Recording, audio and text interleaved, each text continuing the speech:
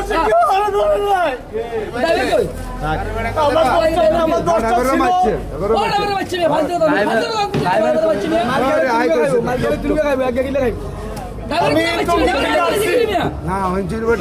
ছিল আমি টঙ্গী থেকে আসছি আমার গাড়ির নাম 1371 কোলাবাগ সাদাবাদ আমি 10 জন যাত্রী হিমালয় পরিবহন তো আমাদের হিমালয় পরিবহনের ম্যানেজার প্রবীর দাকে আমি বললাম যে দাদা 1371 কি আপনি 10টা সিট হবে বললো যে হ্যাঁ আমার 10টা সিট হবে 1371 তো বাবাকে বললো যে তুমি 10 জন উঠে নিয়ে আসো 10 জনের ভিতরে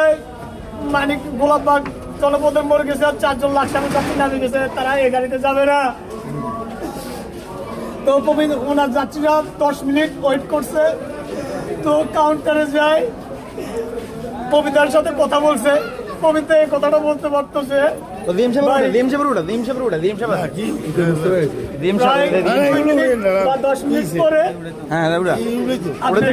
পিছনে 3 গাড়ি পরে আপনাকে সামনে সিট দিবে তারা বলতেছে যে আমার টাইমটা নষ্ট করলো কেন আমাকে বিয়ে করে কুত্তার মতো মারছে তো আমি বললাম যে ভাই দেখেন আমার মতো গরিব মানুষটাকে আপনি মারি আপনি কি লাভ আমার 3টা বাল বাচ্চা আমি যদি কিছু হয় আমার বাল বাচ্চা তুমি কিভাবে যাবে কে দেখবে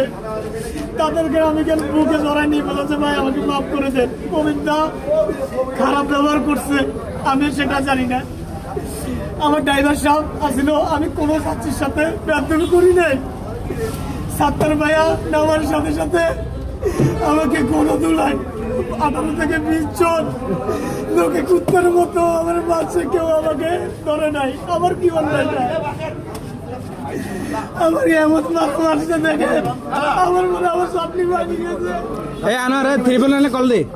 আমি তো কারো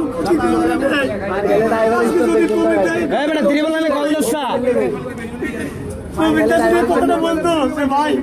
ছেলে আমি অর্ডার দিছি ছেলে নিয়ে আসছে সুপারভাইজারের কোনো দোষ নাই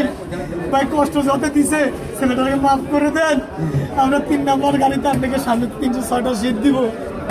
তো তিনি যদি কথাটা বলতো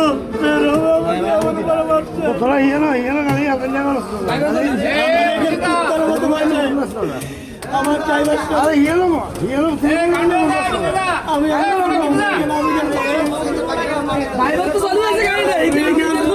আমি এসে পরিমাণে এখান থেকে দৌড় দিই ওই যে কাউন্টার আমার জামা কাপড় আছে বিজা মানুষের বাড়ি ডাঙ্গা দিয়ে যাই আমি আসতে চাইছি লাস্টে আমাদেরকে সভাপতি কামাল সাহেবের সাথে